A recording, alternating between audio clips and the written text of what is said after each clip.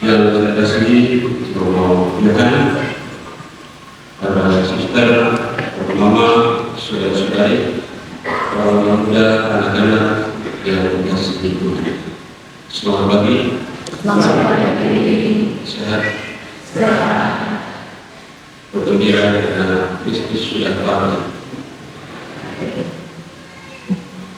Hari ini yang lebih besar adalah saya sama orang tua kenal ya?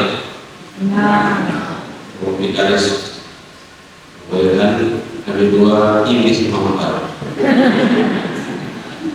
maksudnya sudah tidak terasa.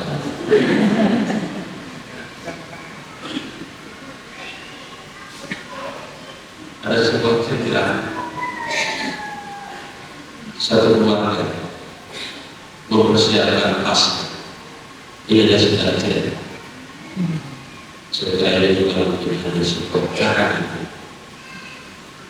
Seorang ayah, seorang bapak, dia tinggal dengan 3 orang perempuan yang senantiasa mengasihi dia dan mencintai dia. Yaitu istrinya, anak perempuannya, dan anak menantu. Lalu untuk mempersiapkan Paskah dia beli celana panjang.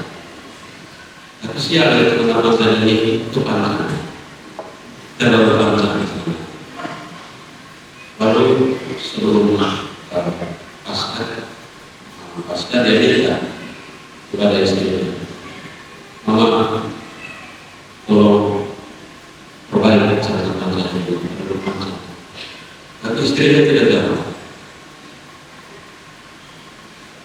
Lalu dia minta maaf tolong perbaiki itu dari pagi. Kalau teman-temannya tidak jawab, dia masuk kehilangan arah. Lalu dia minta tolong perbaiki celana saya terlalu panjang. Lalu teman-temannya juga tidak jawab, mereka semuanya berhenti. Tapi dia sudah berbakat itu, dia bisa pakai sebenarnya. Dia tahu saja dari dia sekarang. Lalu jalan 3 kaki, istrinya sudah. Ada semalam itu minta perbaiki sekarang. Kalau dia bicara, dia berkata, lalu kita pergi sekarang. Lalu anak mantunya dia sudah tertempat. Semalam itu minta perbaiki sekarang. Kalau dia perbaiki sekarang, perbaiki lagi. Kalau dia bicara. Kalau anak perempuan tahu dari apa? Jadi dia pas mulai berbagai sekarang. Diperbanyak lagi, dipotong. Bapak di barang-barang dia sudah akan sekarang. Dia pakai maka saya dengan celana pendek. Terlalu pendek. Dari celana pas itu jadi tidak pas. Karena tidak pas, ada yang pas.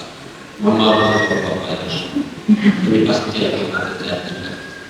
Tapi kalau terjadi, kalau kita tidak saling mendengar di dalam hidup itu, di dalam keluarga, di dalam komunitas, dalam satu orang tidak didengarkan, kami pasti tidak akan mengalami kami tidak mungkin, atau dia merasa ditolakkan sekali. Jadi Paskah pada tempat pertama itu adalah sebuah pengalaman berhasil memperbaiki hubungan kita dengan Tuhan, kita dengan saudara-saudara kita dengan komunitas, kita dengan alam, kita dengan kehidupan seluruh. Hari ini kita merayakan Paskah. Saya mau tanya kalau kita jalan lalu ada persimpangan. Dari persimpangan itu kita tidak tahu harus kemana. Tetapi di persimpangan itu ada 2 orang yang tahu kemana arah yang benar jalan.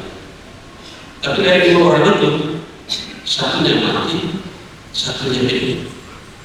Kira-kira kalau mau tanya yang mana? Tanya yang mati itu tadi hidup. Hidup. Ya, Hidup. tadinya mana? Yang hidup, yang sudah mati. Hidup. Kristus Tuhan itu hidup. Berarti Kristus itu telah dikatakan. Jadi pasca itu adalah pertanyaan tentang Tuhan yang hidup mengalahkan kematian, mengalahkan maut, tapi pengalaman itu bukan pengalaman personal, bukan pengalaman individu. Tentu ada agung yang ada kehebatan luar biasa, tapi kebangkitan Tuhan itu adalah simbolisasi dari kebangkitan orang-orang yang percaya, kebangkitan komunitas, kebangkitan kita semua, kebangkitan keluarga, kebangkitan masyarakat, kebangkitan semesta. Tetapi tentu proses untuk sampai pada pemahaman itu melalui sebuah kebenaran dan ajaran yang sampaikan Tuhan kepada kita, dan tentu membutuhkan kepekaan antara kita. Bacaan-bacaan suci yang diperkenalkan kepada kita pada pagi hari ini memperlihatkan bagaimana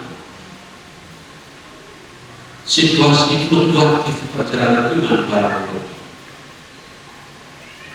Kadang-kadang para murid itu menunjukkan komitmen iman yang luar biasa, tetapi kadang-kadang mereka juga ada di dalam situasi kegelapan, ada di dalam keraguan, ada di dalam kecemasan, keputusasaan, dan seolah-olah iman itu bukan kematian.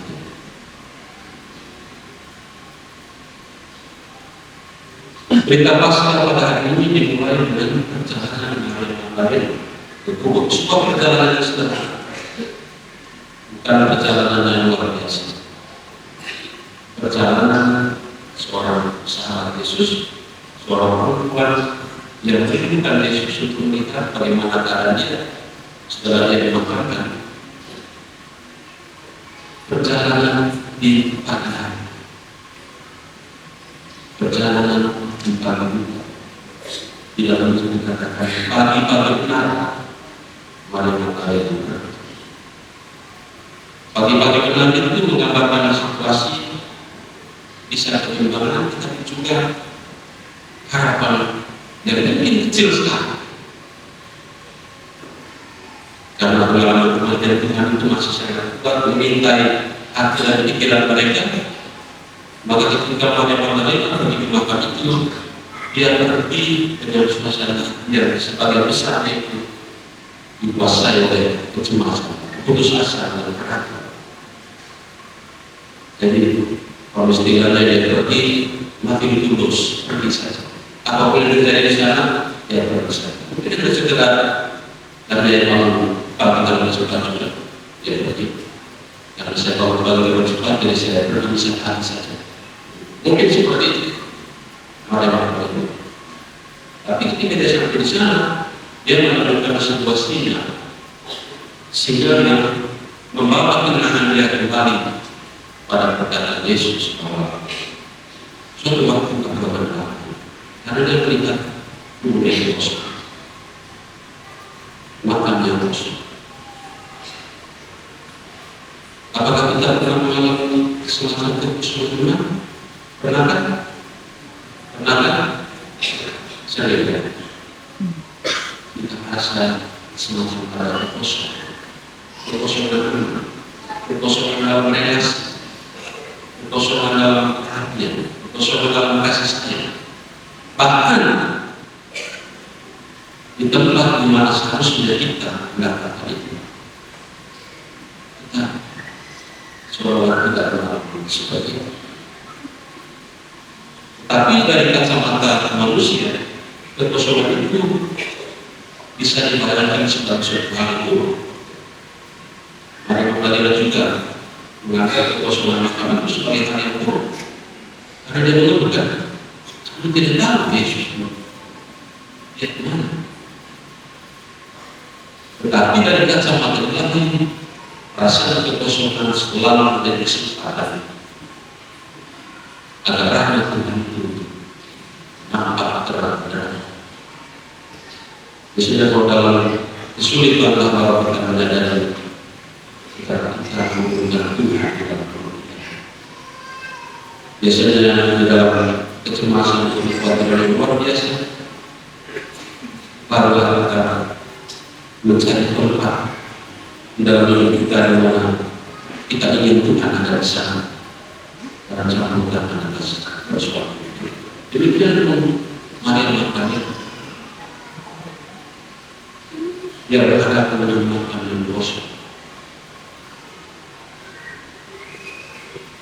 Tetapi secara spiritual kekosongan itu adalah kesempatan yang luar di mana Tuhan sekali bersama menunjukkan rahmat. Dan kita kadang-kadang ketika menghadapi situasi kekosongan seperti itu, tidak sedikit juga orang yang terjebak di dalam kekosongan itu, yang seperti gambaran anaknya, seperti sebuah semakan berlapan dan seterusnya. Tetapi pasca memutarbalikkan anggapan kita manusia, memutarbalikkan perasaan kita bahwa kekosongan keterpurukan yang kita alami dalam hidup ini tidak ada yang terlalu besar yang tidak dapat terkalahkan oleh Tuhan. Tidak ada waktu yang terlalu besar bagi Tuhan itu tidak bisa dipulihkan dalam hidup kita.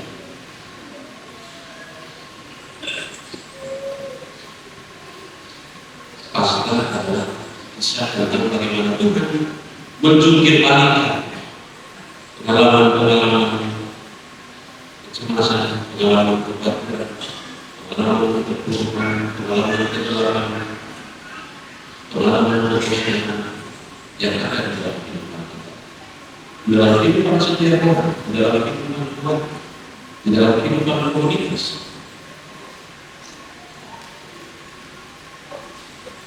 Untuk sampai pada pengalaman itu, kita ada inspirasi kepada mari kita belajar yang mau percaya. Kita harus melakukan sebuah perjalanan spiritual, perjalanan rohani, untuk menemukan kembali hanya asli dari kehidupan kita. Tema pasca kedatangan Kristus yang bangkit mengalaman kita kedatangan. Karena dia itu bagi para murid bukan tempat yang asli. Karena di Galilea itu bukan mencintai mereka untuk pertama kali itu, karena melihat mereka yang murid. Jadi Galilea itu bukan tempat yang asli. Jadi ketika Yesus minta para murid kembali ke Galilea, berarti mereka diminta untuk kembali kepada kehidupan mereka yang kehidupan sehat, yang asli. Kehidupan yang sehari-hari, ya, kehidupan kita itu keluarga kita. Karena mungkin dari kehidupan yang biasa seperti itu kita sudah kehilangan makna, atau kita menghilangkan atau memunculkan nilai-nilai asli yang harus kita. Jadi ketika Yesus menyampaikan kepada para murid, kamu harus berjumpa dengan menjadi tidak berarti kita menyukai Tuhan. Tuhan kepada kehidupan kita dengan cara yang benar, dengan suasana yang benar, dengan atmosfer yang benar.